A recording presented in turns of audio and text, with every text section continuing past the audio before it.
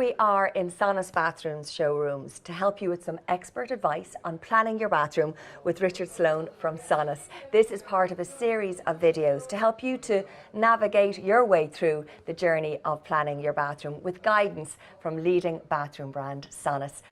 Now, this episode is all about showers. Richard, we have plenty of choice anyway. Tell me where you should start when you're planning your shower. Yeah, so the first thing I would say, Lorraine, is, again, it goes back to the space that you have. So the first thing is that what footprint is available to you in the bathroom. So a lot of people now, as part of renovations particularly, may be sacrificing the bath. The bath has a big footprint and they may not use it that often. So in some cases, people will be taking out a bath and we'll be replacing that with a walk-in shower. Or if it's a new build, you may, if possible, you may try and get the shower and the bath into the master bathroom. That's the ideal situation. But for most clients, if not all, the priority is to get a decent sized shower. So the first thing you should consider then is the tray. Yes, so the tray is the first fixed item. That'll go in before anything else. Getting the size agreed, that's the most important thing. As a brand, we accommodate all sorts of sizes from a 800 square, 700 square, all the way up to a 2 metre by 900. So there's every size available. But I suppose an optimum size for people to choose is something maybe 1200 long and 900 deep if they can get it, because the 900 depth gives you that additional elbow room. It's a more comfortable space. We do encourage visitors when they come to the showroom to step inside them and just get a feel for how they are. Yes. But yeah, the shower tray is the place to start. And this is a great way to, I suppose, introduce more colour back into the bathroom as well. So traditionally shower trays were always in white, and we still offer a big collection in the white acrylic cap tray. But the slate effect trays from our slate range and this collection called Eternity offer variations in colours, so there's different shades. And the property of the tray, the material that the tray is made from, has a natural slip resistance built into it. So because the footprint of the tray is getting bigger, having that bit of slip resistance is a safety feature as well, which is really, really helpful. This is the colour that my girls went for because it's just so cool and really edgy and kind of contemporary, you know, is what is essentially an old house where we live. I went for the white because I just wanted all white in my bathroom, but the colour choice is fantastic. Yeah, the white is classic and it'll never date, but again, colour, as I said, as an overall trend in the bathroom, is really part of, you know, what people want. So even in the shower trays, you've got lots of different colours to choose from. Tell me about doors versus panels then, and the pros and cons. So there's no right or wrong, is what I would say to you. I suppose most people's choice now, if they're putting in a new shower, their preference is to put in a bigger footprint, and generally they like the look and the aesthetic of having just the glass panels, because the perception is it just looks lovely and airy. You know, you're not seeing too much metal, and very easy to keep. So going for a panel, again, you would always have a variation in size depending on the footprint of the tray. So for example, if your tray space is 1200, the smallest panel we would offer is 700, and then that leaves a 500 access for you. You can put additional flipper panels on to give you that little bit of extra protection. So again, the bigger the tray, generally you leave 500 to 600 mil as an access, and then that determines the length of the panel. These particular panels come in a variety of colours, so we're looking at the brushed gold in this example. We also do them in white, nickel, black, and your classic chrome. It's a universal panel, so the one panel will work on either the side or on the end. So depending on the way the bathroom is designed, if this tray was in between 3 walls, you obviously just need the panel on the front. In this particular application, you obviously need some protection on the outside as well. But some clients might choose to run the panel the whole way along and access from the short side. Here. So again, you can customize the actual shower space to suit your own requirements. Okay, so let's talk about the door option then. Yeah, so the shower enclosure option has its own benefits, I suppose, and that really starts with the size of enclosure and the shape of the tray. So whilst the wet room panels work very well on the large rectangular spaces, if you can only accommodate something like a quadrant or a small square tray, then naturally these panels won't work for you. So this is where the enclosure comes in, and within that then you've got lots of variation as well in terms of the different ranges. They come at different levels of specification. This particular product here, this is our Aspect product. This is an 8 mil shower enclosure and it's 2 meters high. So this will be at the more premium end of the price point from the SONAS collection. And then we have variations of products. And again, the benefit of the showroom when people come in is they can touch, feel and compare, open and close. And again, I would always encourage customers, step inside. How does that feel from a comfort point of view?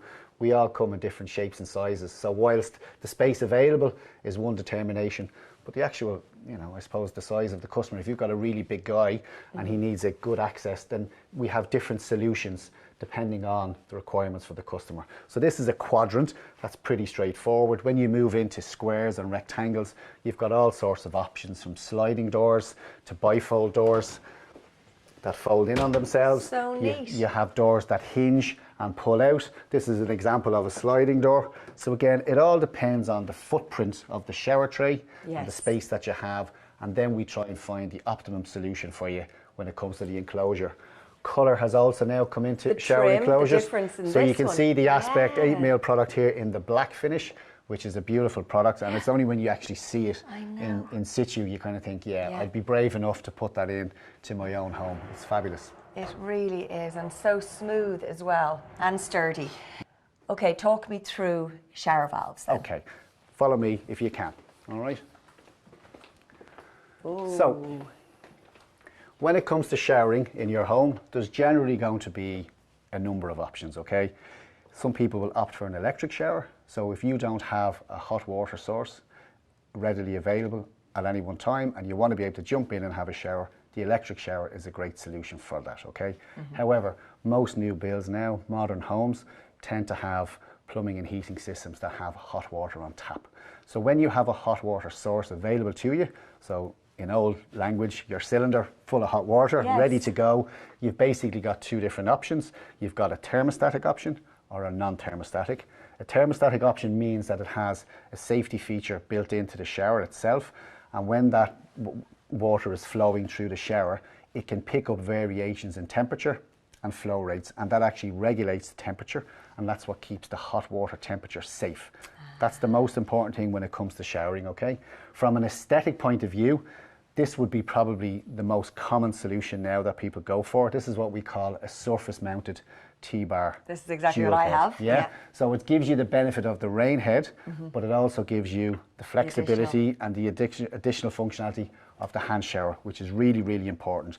Sometimes people opt to just put the rain head in the shower, and it actually makes using the shower, keeping it clean, washing the kids, washing your body without washing your hair, it makes that more difficult. So having the dual functionality is really, really advantageous. You can also see colour now has become very much part of the consideration. So again, we've got brush gold, black, your classic chrome, and now nickel as a new colour to the collection. And this is that kind of just, again, example of colour is just all throughout the bathroom. So the standard approach for something like this is that you would communicate this at first fix stage to the install team that you're going with a surface mounted exposed shower. They will leave the pipework out from the wall. Tiler will come along, finish tiles, and then the plumber will fit this down onto the tile. Second fix. And that's it. And if you ever want to swap the product out, it's all easy to do. And if it's not exposed, again, that's something you have to communicate with your plumber during the first fix stage, because it will be then not exposed. Yes, yeah, it will be concealed, and I'll give you an example of what that might look like. Great, yeah. So here we have some examples of conceal valves. So again, this is very clearly a first fix decision. So before any plasterboard or any tiles, the conceal valve goes in behind the wall, in between the joists. And then the trades will slab, they'll tile, and then the finished trim kit comes along at the second fix stage. So conceal valves, the advantage of a conceal valve is there's probably a little bit more flexibility. So if you go back to what we just looked at on the wall, your valve and your heads are obviously in close proximity. That's where they're positioned. You need to get in, turn them on, and then the flow rate starts. Whereas with conceal valves, you can put the valve and the shower head in different locations. So if you've got a fairly large footprint of a shower and you want to actually be able to turn on the shower before you walk in, you can put the shower valve at one end, so you don't have and to the fixed head. You don't have to do the little dance to try and beat to try and get out of the way. Brilliant. There's also then different outlets. So you can see we have like dual outlets. We have dual outlet with diverter. So that means you can run one or two heads at different times. So you might have the fixed head and the hand shower, We also do triple control and triple outlet, so you can have the option then of running a third outlet from there. So again, these can be quite helpful if you're putting like body jets into the shower, and certainly when it comes to filling baths, which we'll show you later on, there's flexibility of operating flow rate from different outlets as well.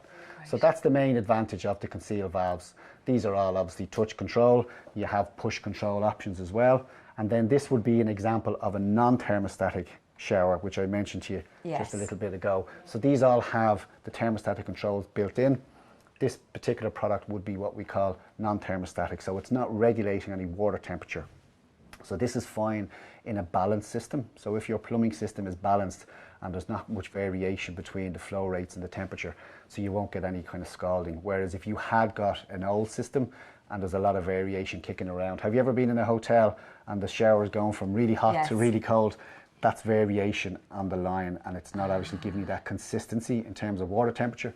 Whereas with a thermostatic shower, the valve, the inside, there's a cartridge, and that opens and closes to accommodate for that variation, and that's why you don't notice any change in temperature. So these would be non-thermostatic, and these again are quite useful for filling baths and where you have a shower head over the bath, for example. Of course, great, and our colour range here again. Yeah, so again, we mentioned baths and filling baths, so just while we're on that subject, these are some examples of what we call bath spouts. So there's different designs, different finishes, and even this product here, this is actually a tap and an overflow filler built into one, and I'll be happy to show you that in situ on a bath down below so people can actually visualize it. But this is where you would actually be using controls to fill the bath through the overflow. So I can show you an example on one of our shower baths how all that looks.